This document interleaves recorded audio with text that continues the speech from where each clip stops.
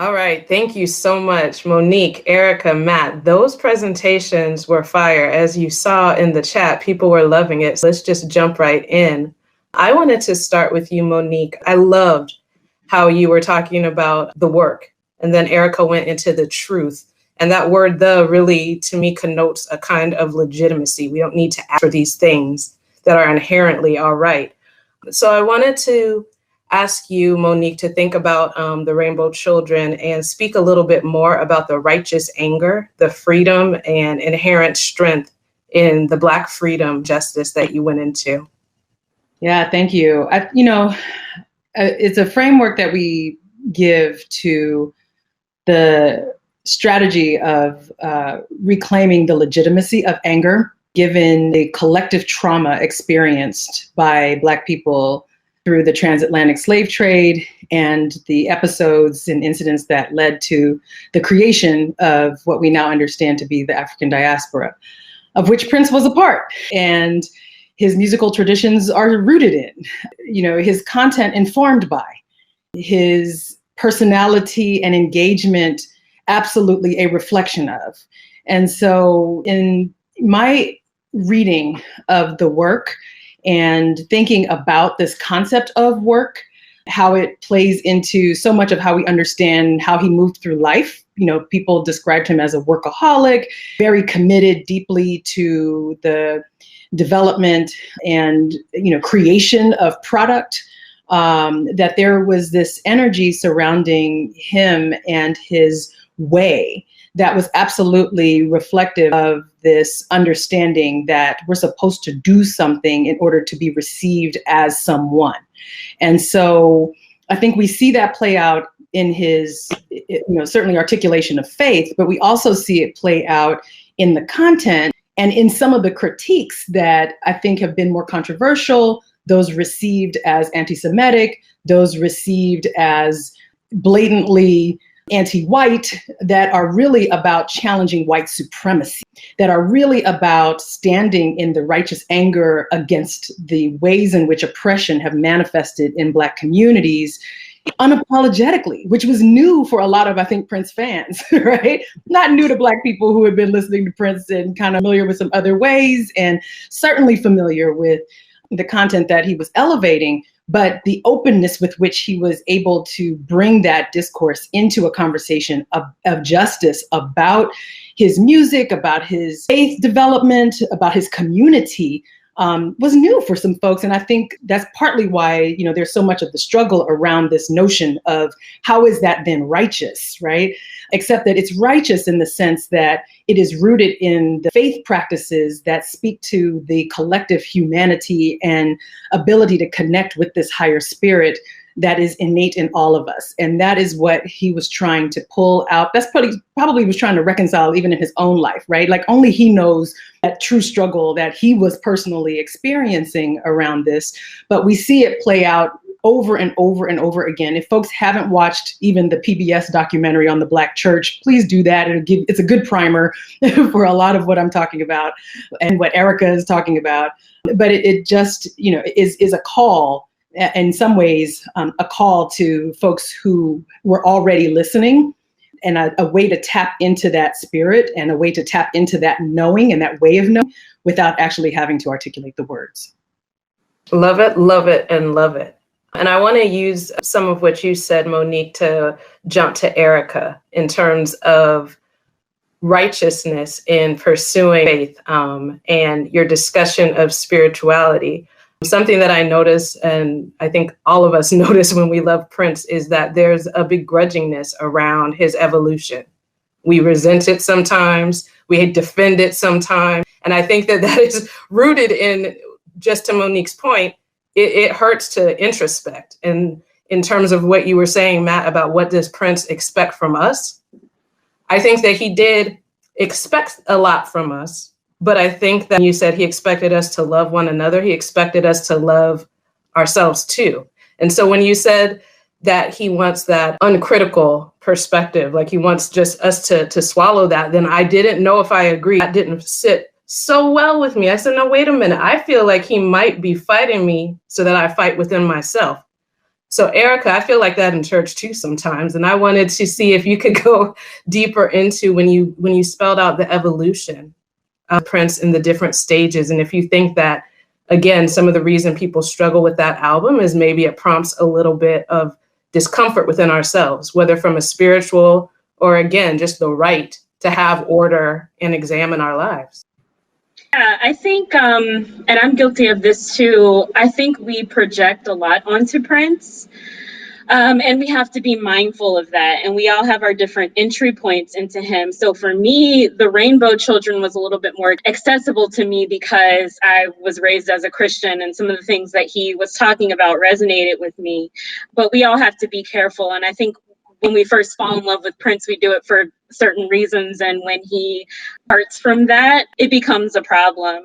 And I think there are certain, like you were talking about, universal messages that Prince never strayed from, like, live for love. So I guess that's my answer. It's just you have to look for those universal truths. Despite whatever faith he's talking about, there are times where he's talking about reincarnation and Buddhism and Hinduism. So he really goes all over the place, but he never veers from self-improvement and love.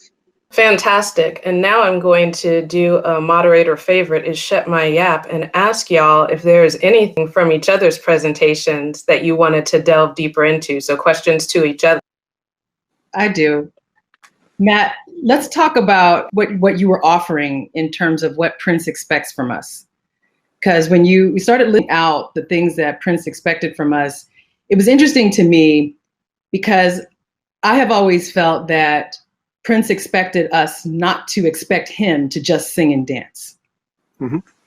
And so much of what you were describing felt to me aligned with this expectation for him to just sing and dance.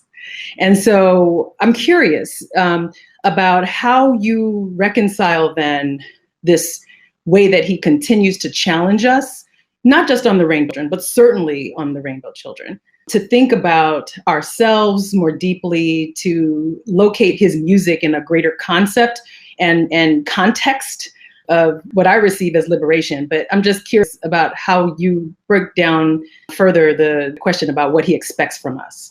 Well, I mean, the first thing to say is that absolutely, I've never just expected Prince to sing and dance. What I come to him for is that kind of 360-degree experience, and to have all of that, and me as a listener and as a writer, when I spent sort of 7 years writing a book about him, my aim was to find out as much as I possibly can, and to really take a completely subservient position and just try and understand absolutely everything that he was trying to get across. So when I talk about what does he expect from us, I mean, as I say, I loved the Rainbow Children when I came out. I did it, and it fitted very much with my notion of Prince, but maybe it was more difficult for me to talk to friends about it because they were starting to say, well, if they had different religious beliefs, or that, in the live shows he would do that. He would talk about, he'd say, if you came here to get your, it came up in your little red Corvette, you've come to the wrong place, and it was a really kind of confrontational performance, but I thought that was brilliant. That was absolutely the Rainbow Children was 100% what I wanted from Prince.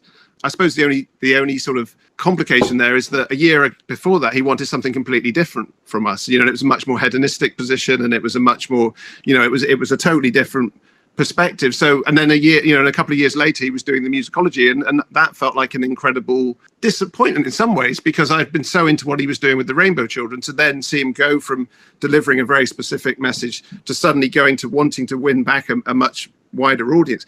All of this is from a position of respect and loving him as an artist. But I suppose what I'm saying is that those expectations weren't that sort of what he was playing with for me. That was what was fun about it, the challenge, that he seemed to know with this tour that it would be a challenge, and he wanted to sit down and talk with his fans, and he wanted to bring them in, and he invited them into his home. Also, he was playing really big relatively big venues. He's playing to 4,000 or 5,000 people, many of whom had never seen him before, and was presenting this show. And I just thought that was, absolutely brilliant. Yeah, I always feel like one of the great offerings of Prince is that he invites us into the complexities of all the narratives and stories that we have to tell about who we are. I remember him saying in an interview, people always want him to play, the same song, right? Like people always want him to play like he played in the 80s. And as an author myself, I feel that, right? Like I always want you to talk about the one thing that they loved even if you've moved on to other projects or even if you're doing other things, you know, there's always this way in which people attach themselves to what, I think, Erica, what you said, what brings them to Prince, right? And so for me, I feel like his expectation, what he wanted us to do was appreciate him in all of his complexity and in all of his shifting, right? And that shifting is actually radical. That shifting for Black artists is actually revolutionary, because Black artists are so typically pigeonholed to the point where many of them, including Prince, will play around with their identity in order to not be pigeonholed, right? Yeah. In order to have the freedom to express in that way. So it was an interesting question that you raised around these expectations that we have, because I think they speak a lot to the ways in which our own consciousness and how we receive Prince is shaped by some of the other large social norms about what we expect from artists, which artists we allow to be more creative and exploratory in their practice, and which artists we expect to routinely produce certain types of music. Erica, you mentioned that Prince's use of the phrase rainbow children may have alluded to the Jehovah's Witness belief on the 1,440. In your research, do you believe Prince thought he was one of those, or just speaking on those specially chosen? I absolutely believe Prince thought he was one of those chosen ones, but he was putting in the work, right, to be one of those chosen ones. I interviewed who worked with him that said Prince was very much about earning his way into heaven. So the Jehovah's Witness doctrine fit right in with that. So yes. The other thing I want to mention though is there are layers to Prince's message, and he was talking to different people at different times. So while the rainbow children can mean those chosen 144,000, it could also mean Black people. I mean, Matt brought up Afrofuturism, and throughout his career, like I'm thinking of Exodus, because I've just recently been thinking about like the Exodus cover with all of those people in colorful costumes, like going off into space. And also, like I was writing down as we were talking, when Prince covered the song "One of Us" by Joan Osborne, he said people of color need to cover this song. So I think at certain times, these different concepts of the rainbow children or whoever, like he was specifically talking to Black people so that they could know their value at the same time. So it's like you just have to kind of pick a certain message at a certain time when you're analyzing Prince's work. Love it and agreed. Matt, so happy that you're back with us. Please continue your thought. It just kept it exciting. That's all right. Well, no, what I was saying was just that he has to keep negotiating that relationship because he was working within that commercial world, and obviously it was incredibly hard for him. But just, you know, that he was addressing different people in different ways at different times, and had to be aware of that, even down to the economics of his career. You know, who was going to show up, who he was going to talk to, how many records he was going to sell, whether he was going to be with an independent label or a commercial label. And I think all of that does impact on the way he had to work as well.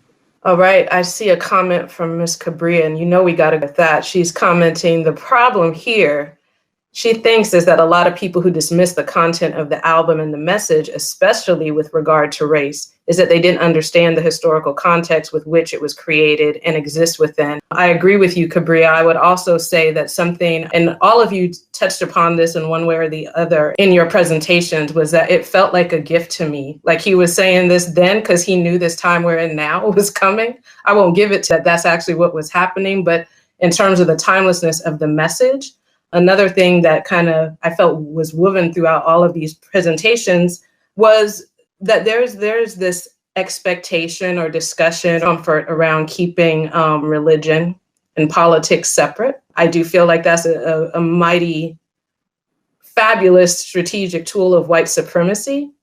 And so when everyone was discussing that, the right and the fact that this is justice and you do need to put it together, and that's the very nature of spirituality, whether you're talking about God-based spirituality or living collectively like you're talking about, that struck me. Another thing I was hoping you all could hit is discussion of women in Rainbow Children. And Matt, when you brought up criticism of women, you knew I was coming for you, right? I see you nodding. So let's go. Well, may we have some more discussion around that? Yeah, absolutely. I was just reaching for what's the line? Not where to find it now. But where, you know, he always seems to be talking about breast enlargement. That seems to come up over and over again. He always seems to be talking about people with fake breasts, as he puts it. And he just, I mean, there's 3 or 4 songs where he talks about that, but on this one, it just shows up at the end, and it just seems like a really odd tone to fit with everything else. That sits slightly uneasy for me, I guess. I think I found it consistent. I think what he was trying to do in this record was elevate that one's natural beauty and natural capacity is enough, right? That a lot of the societal pressures around plastic surgery lead women to think of their bodies purely as, I mean, women will have their own varied and very personal reasons for any augmentation that they make. Sure, yeah. But that, you know, as a social norm, you know, it's fine for you to be enough with who God made you to be. And in fact, I quoted from Used to the Pharaoh, which for me was absolutely about, for one of the, you know, few times where he was explicitly talking about the beauty of Black women and, you know, calling into question and calling into our consciousness this extremely valuable role that women have played in shaping, you know, as I called it, keepers of the culture, but also in shaping our understanding about faith, in holding that faith and shaping our understandings about concepts and articulations of liberation and Black freedom movement. And Prince ultimately and consistently throughout his career acknowledging this amazing value that women have brought to his own work, you know, where he's articulated over and over again how his appreciation for the feminine. And so, yeah, I didn't see that as a critique. But what about the banished one, though? I mean, what about the criticism that's inherent in that? I don't see that as a criticism as much as I think I interpret that as being aligned with his own faith understanding and the ways that patriarchy plays into our understandings about Christianity and plays to articulations about who is responsible for the first and original sin. And so, you know, which I have my own personal critiques about, but I think that it's less a criticism of, I wouldn't call it a criticism of women as much as I would call it a reflection of patriarchy that is absolutely, I would see, prevalent in the material. Yeah, no, I suppose I just meant the criticism of an individual woman, obviously not the cult. You know, when he's saying specifically negative things towards the banished one or the woman that he mentions at the end, those sort of critical comments. But I totally agree that they're part of the I mean, I think the album does have a kind of patriarchal element to it as well. Erica, I wanted to know, you know, Brother Seeley is in the house, and in your presentation, you talked about, yes, look at that. Everybody loves Brother Seeley. So in your presentation, you discussed the funk and the structure of the funk kind of as the launch pad for, I think, creativity, innovation. There are rules, but the rules allow for freedom. I wondered if you could speak to that kind of literally and figuratively when you think about the Rainbow Children album just a little bit more.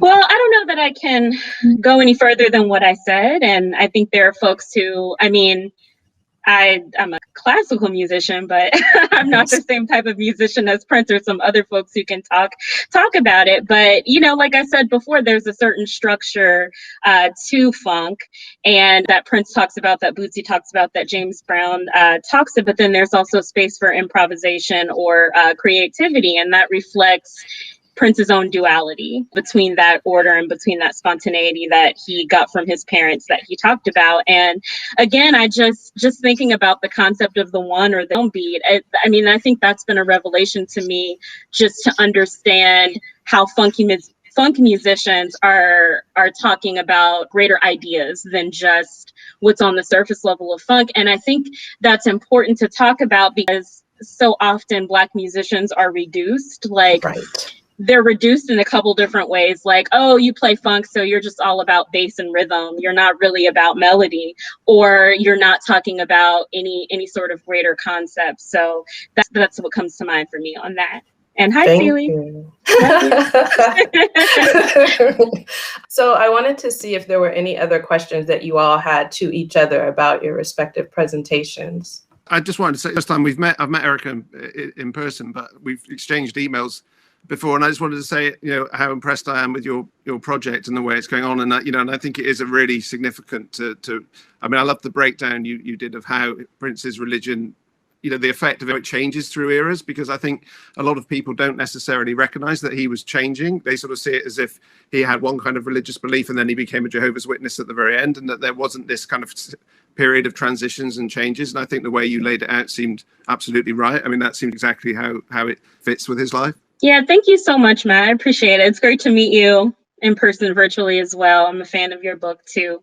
One thing I do want to respond to is when you were talking about the Epic records. Mm-hmm. And I think this kind of goes along with what we were saying before in terms of thinking about what we're projecting onto that, because I absolutely believe Prince was reading New Age books. I mean, I think we have proof of that. Like, I always like to say, whatever was on Oprah's book list at the time, Prince was reading, but he was also reading different cultural texts. And like the New Age movement borrowed from Eastern cultures and African cultures. So Prince was reading all of that stuff. So I don't think we can ever like dismiss where he was sourcing from, because he was sourcing from so many different things. So I think like some of us can hear that and be like, oh, there's no way Prince was into New Age. Or then some of us can hear that and think, oh no, there's no way that he's like citing from other cultural texts. So I think we should just keep that in mind.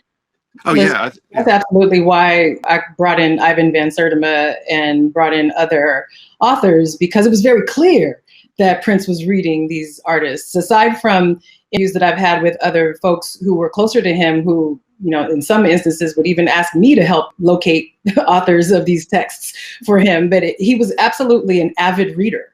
And it was that quest for knowledge beyond that which he recognized, I guess, by a broader audience. He was really looking for some of those cultural texts that you were talking about and wanting to bring that information and that content to his music.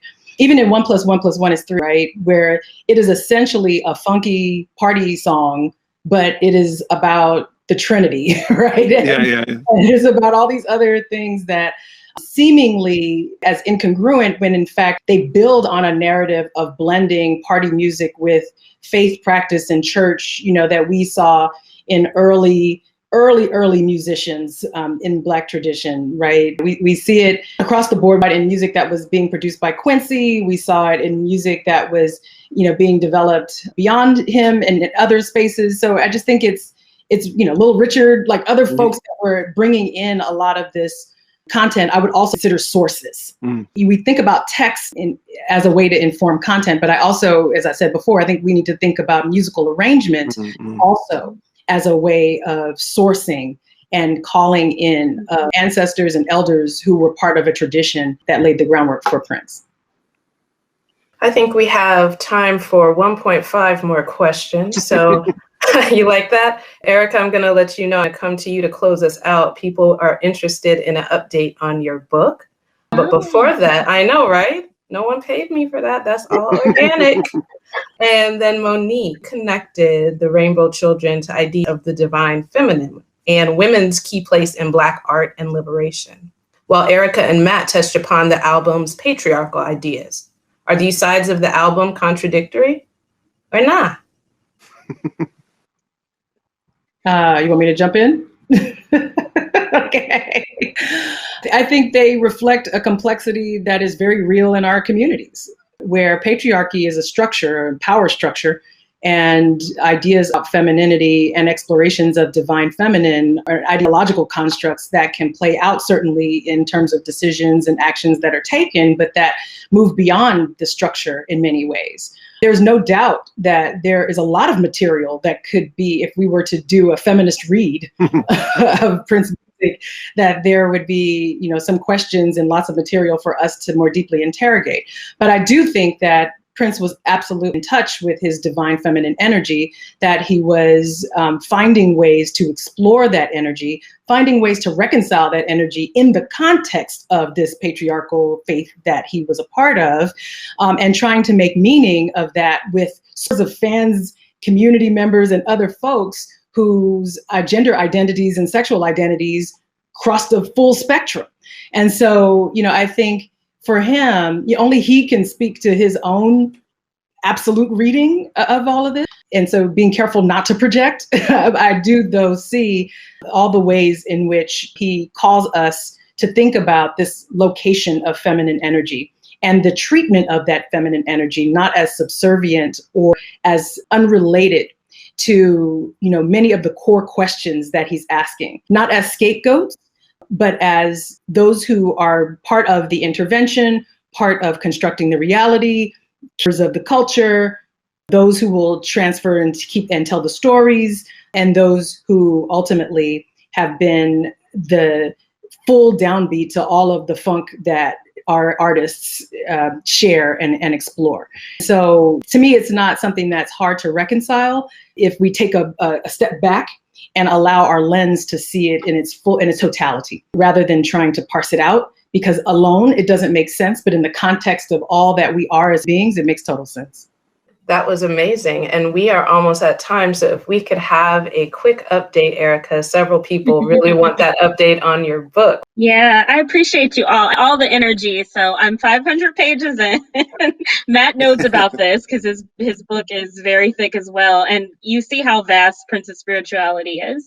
I'm working with an agent. We are approaching publishers. So if you all have publishers that you want to throw my way, please send them to me. Get in touch with me. But yeah, so I'm at the end of the road, but just hoping to get a publisher soon.